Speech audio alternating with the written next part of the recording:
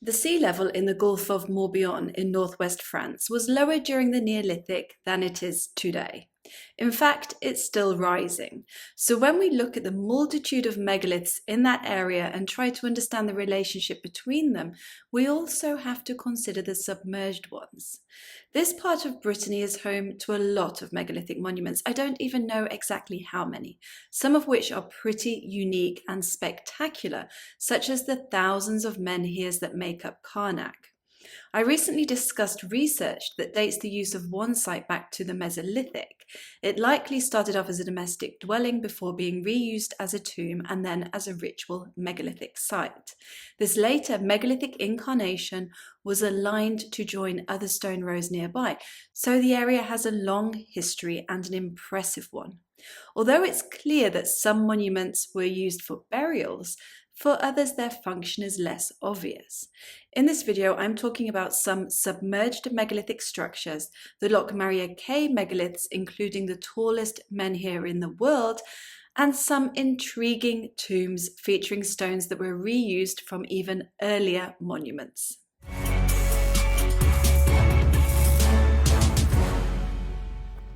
The story of megalithic Brittany is ancient and not terribly straightforward. It's absolutely full of tumuli, passage tombs, menhirs, stone rows, and stone circles.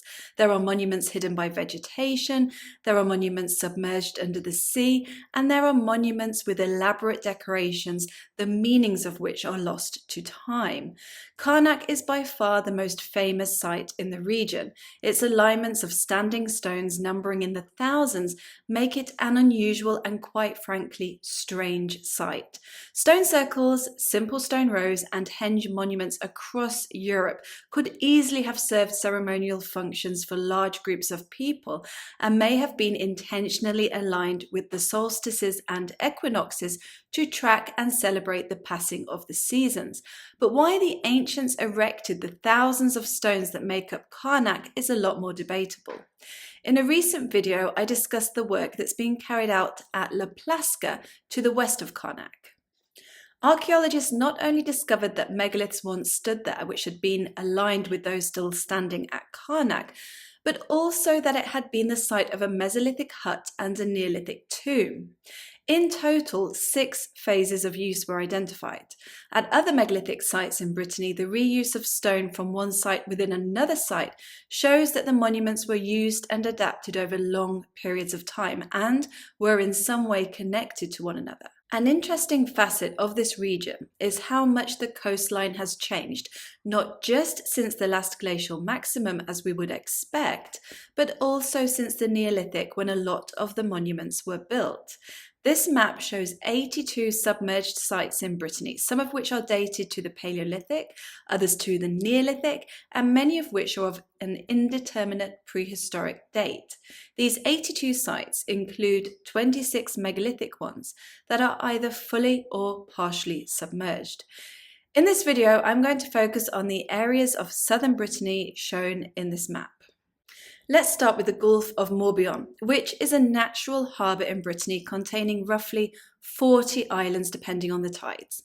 18,000 years ago, during the last glacial maximum, when sea level was a lot lower, the Atlantic coast was around 100 kilometres to the west. At the beginning of the Neolithic, although sea level had risen significantly by then, only 2 of the current islands in the Gulf of Morbihan were isolated from the mainland, Ushant and Belle-Île. Most of the area would have been a coastal plain intersected with rivers, with more and more of it becoming gradually submerged over the years. The Erlanic double enclosure, or cromlech, is made up of 2 concentric stone circles on the island of the same name. Some of its standing stones are now submerged and sit 1.5 meters under the water. When tides are considered, this means that the sea level was 6 meters lower than today when the stone circles were erected. In the background of this photograph, you can see the Gavrinis passage tomb, another important monument.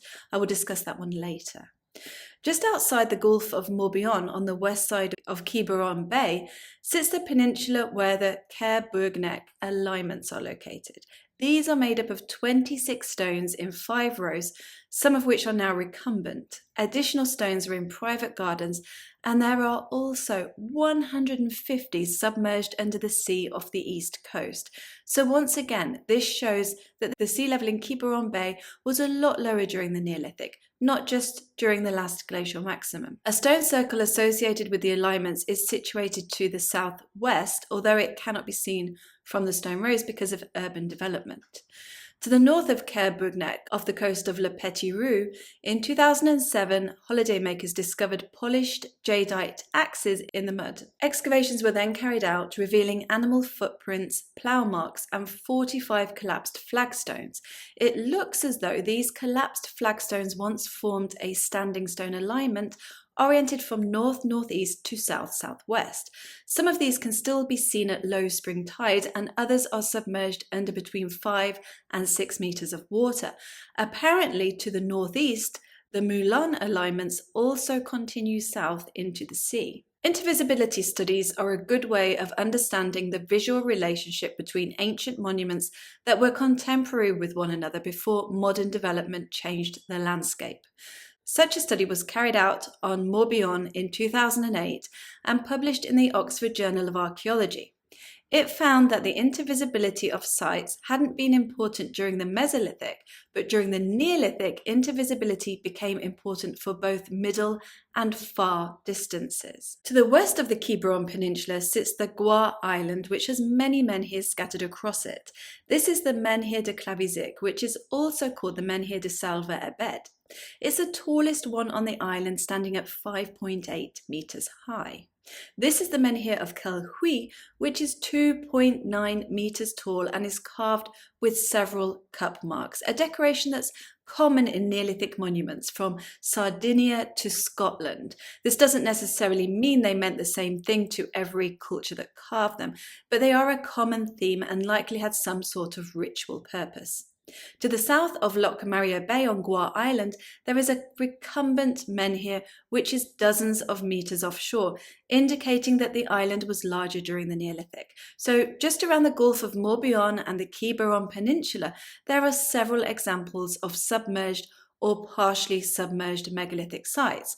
But if we look at Brittany as a whole, there are many more of them. The Locmariaquer megaliths are a group of 3 monuments close to one another on the west of the Gulf of Morbihan. My understanding is that one of these, Le Grand Menhir Brisé, is the tallest menhir so far discovered in the entire world. But calling it the tallest menhir is a little misleading because these days it lies on the ground and is split into 4 pieces. It's not certain what caused the damage. It could have been the result of intentional destruction, but it's more likely to have been because of an earthquake. The menhir originally stood at 20.6 meters, weighs approximately 330 tons, and was erected around 6,700 years ago. It fell and was broken into 4 pieces about 700 years later, so its collapse also occurred during the Neolithic. The entire menhir was worked and was carved with what looks like a hatchet plough, although this is now too worn to see well. Le Grand Menhir Brisé, also known as the Broken Menhir of Egra, was not alone but formed an alignment with 18 other smaller menhirs that are no longer extant. Their original locations have been marked on the ground, and this shows that they would have formed a southwest to northeast alignment. In this, it's somewhat similar to other megalithic monuments in the area that are made up of stone rows, but the difference here is the sheer height of these menhirs, especially the tallest one. The tallest menhir in the world that is still standing is also in Brittany. The menhir de Kerloas stands at 9.5 meters high and is located in the northwest. To the east of Le Grand Menhir Brisé is the Table des Marchands, a dolmen covered in a cairn. What's interesting about this dolmen is that the main capstone is decorated with the carving of an axe and part of a plough pulled by oxen. It appears that this capstone was once originally a part of a menhir that probably stood on the site of the dolmen before it was built. but more on that later. Other decorations include whorls and arches. To the west of this former stone row sits the Air Gras tumulus, which is 140 metres long and is oriented from the northwest to the southeast. It's thought to have started off as a cairn before being extended on both sides. Radiocarbon testing carried out on buried cattle to the south gave dates of the late 6th and early 5th millennium BCE. So the Locmariaquer monuments make up a very ancient megalithic complex that saw quite a bit of remodelling. The Gavrinis passage tomb on an island in the Gulf of Morbihan is an elaborately decorated monument and, although incredibly ancient, did reuse decorated slabs from elsewhere for part of its construction. It's thought to have been built between 4250 and 4000 BCE before falling out of use around a millennium later. At the time of its construction, Gavrinis was connected to the mainland and overlooked the Van River. It's made up of a stone mound with a 50-metre diameter covering a 14-metre long passage and rectangular chamber, both of which were built using megalithic slabs. When the tomb was no longer needed, wooden structures at its entrance were intentionally burnt. The passage is lined with 29 upright slabs, 23 of which are decorated with spirals and other patterns, as well as objects such as axes and staffs. During excavations, archaeologists discovered that the external sides of some of these slabs were also decorated, even though they cannot be seen. This suggests that they were taken from a different Neolithic monument and reused in the Gavrinis passage tomb. Similarly, the top of the ceiling slab is decorated with the depiction of a bull, the horns of another animal, and possibly an axe. This also implies that the tomb is its secondary use. However, in the case of the ceiling slab, archaeologists think they know where it came from. It matches up with ceiling slabs of the Table des Marchands and the Air Gras tumulus at Locmariaquer, so likely formed a 14-metre high menhir with them. Perhaps it fell and got broken at the same time and by the same means as Le Grand Menhir Brisé.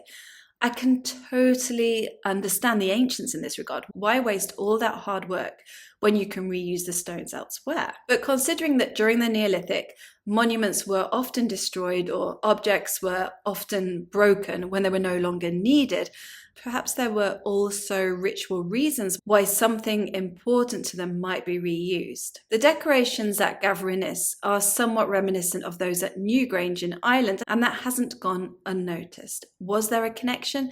Maybe, but it's not possible to tell at this point based on the evidence that there is. Now, I could talk about Brittany's megaliths for a lot longer because there are so many, but in this video I wanted to highlight a few monuments that have interesting stories and are around or close to the Gulf of Morbihan. Carnac gets a lot of attention, and rightly so, but there's a lot more to the Neolithic history of the area, and that history is obviously connected with what was happening at Carnac. Aside from the numerous stone rows, individual menhirs, dolmens, cairns, and passage tombs that are still extant, archaeological surveys have revealed where other monuments once existed and where they are now submerged under the sea. Beautiful artifacts have been excavated from tombs and other sites, and rich carvings hint at a Neolithic culture that had complex beliefs and rituals. That's it. Thank you for watching, and I'll see you next time.